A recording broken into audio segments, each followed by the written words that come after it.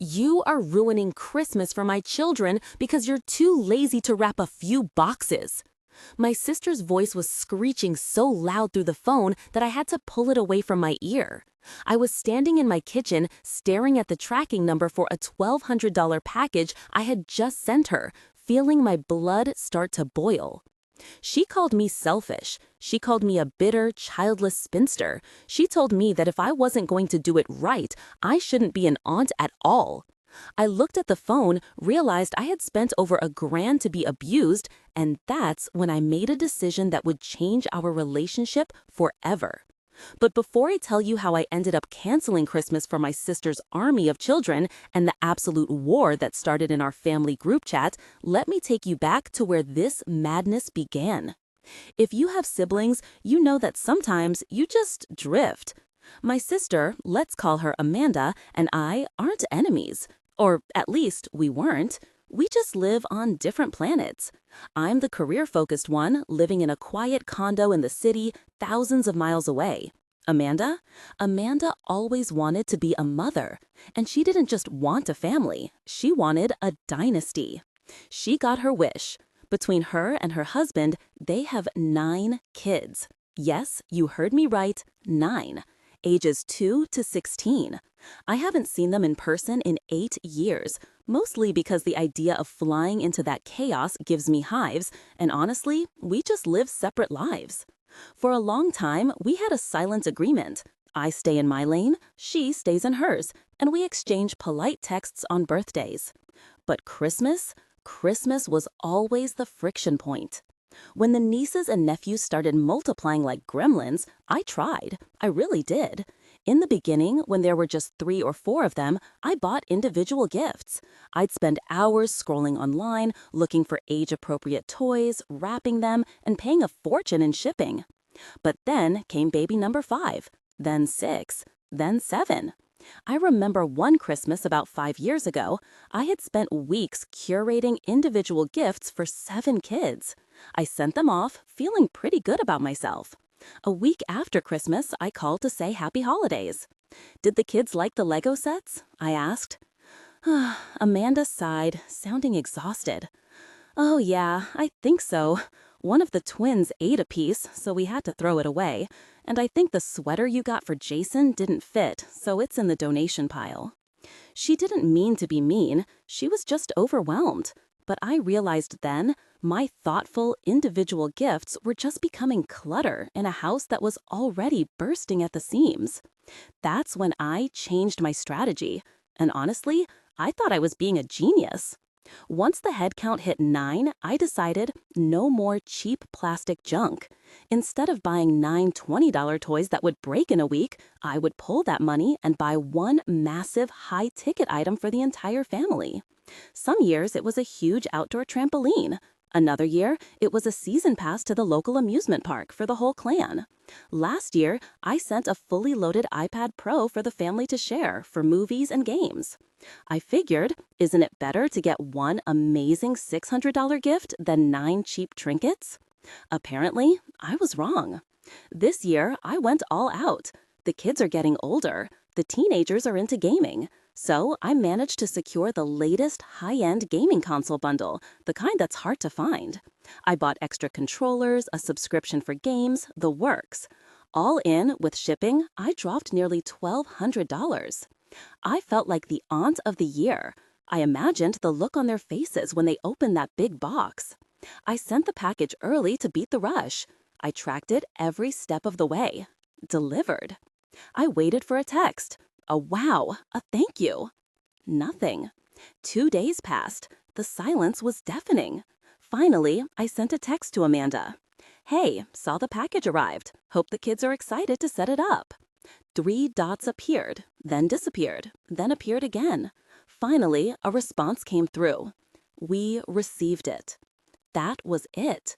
We received it. I sat on my couch frowning. Maybe they were just busy. Maybe the flu was going through the house. Then my phone rang. It was Amanda. Hey, I answered, trying to keep it light. Did you guys open the big box? We did, she said. Her voice was ice cold. I need to talk to you about this, OP. Okay, I said.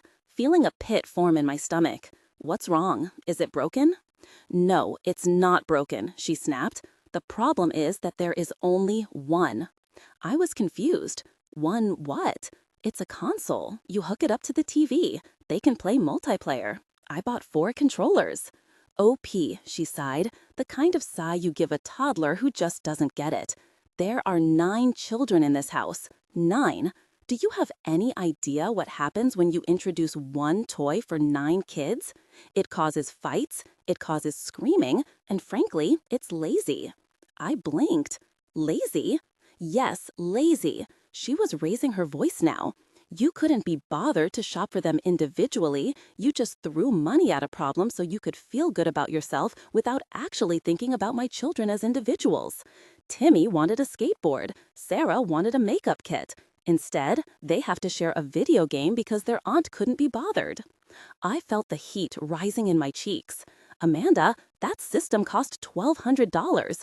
If I split that 9 ways, everyone gets a $100 gift card. This is something they wouldn't have gotten otherwise. It's not about the money, she screamed. It's about the effort.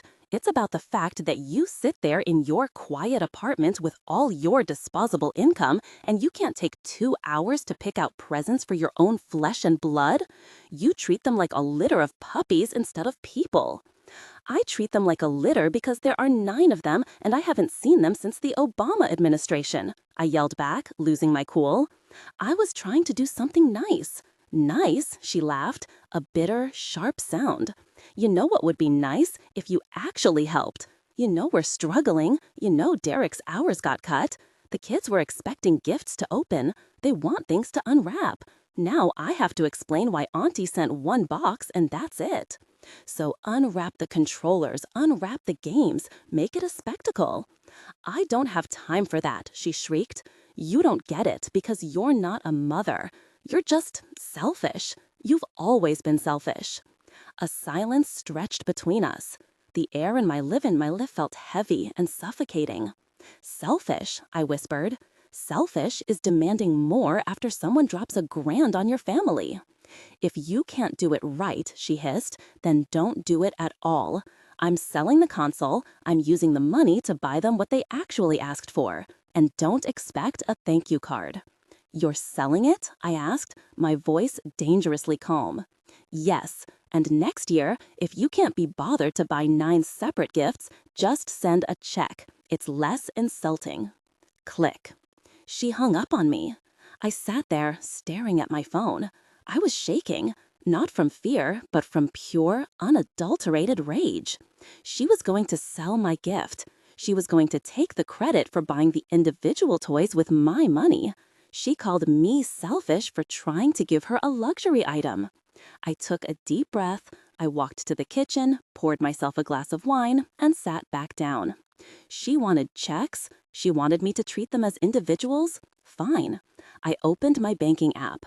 I had a recurring transfer set up for the nieces and nephews, a college fund I had been quietly contributing to for years. It wasn't huge, just something to help them when they turned 18. I canceled it. Then I opened the group chat, the one with our parents, our other brother, and Amanda.